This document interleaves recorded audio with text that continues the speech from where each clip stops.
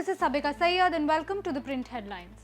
An Indian Air Force training aircraft crashed into a pond in Prayagraj, Uttar Pradesh. The pilot ejected safely with no casualties or damage to civilian property reported.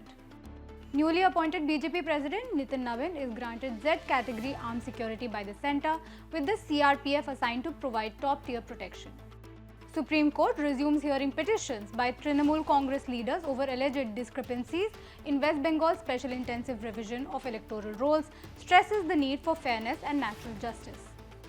Army is deployed in sensitive areas of Assam's Kokrajhar district after 2 people are killed in mob violence allegedly involving Bodos and Adivasis. Officials say arson and clashes have been reported and a flag march will be conducted as a confidence-building measure.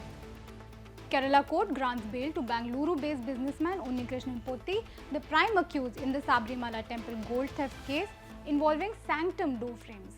However, he will remain in jail due to his arrest in a separate case linked to missing gold from garden deity idols. 4 ministers in Nepal's Karki government resigned to contest upcoming elections, including Mahabir Pon, Jagdish Kharel, Bablu Gupta and Kulman Ghising.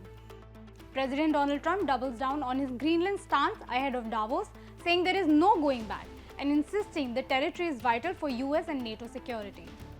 Belgian Prime Minister Wever sharply criticizes President Trump's Greenland rhetoric at the Davos Forum, warning Europe against sacrificing dignity by appeasing Washington. US Supreme Court does not issue a ruling on the legality of President Donald Trump's global tariffs, with Trump warning the US may have to repay hundreds of billions of dollars if the case is lost.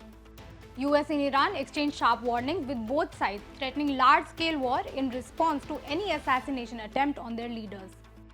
Israeli Prime Minister Benjamin Netanyahu agrees to join US President Donald Trump's proposed Board of Peace for Gaza days after his office criticized the board's executive committee, which included Turkey, which is a regional rival.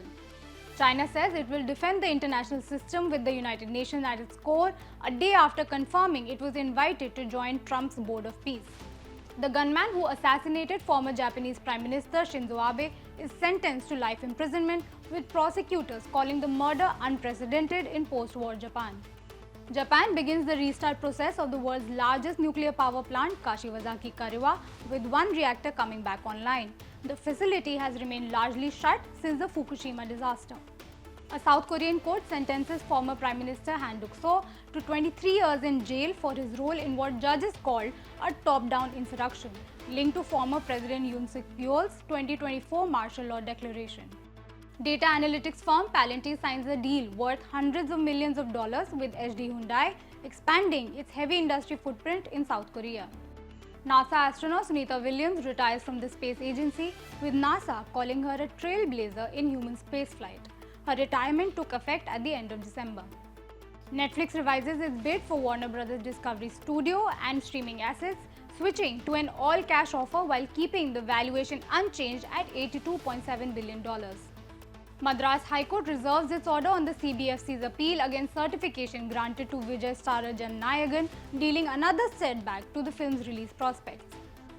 New Zealand all-rounder Daryl Mitchell overtakes Virat Kohli to become the world No.1 ODI batter in the latest ICC rankings, pushing Kohli to the 2nd place.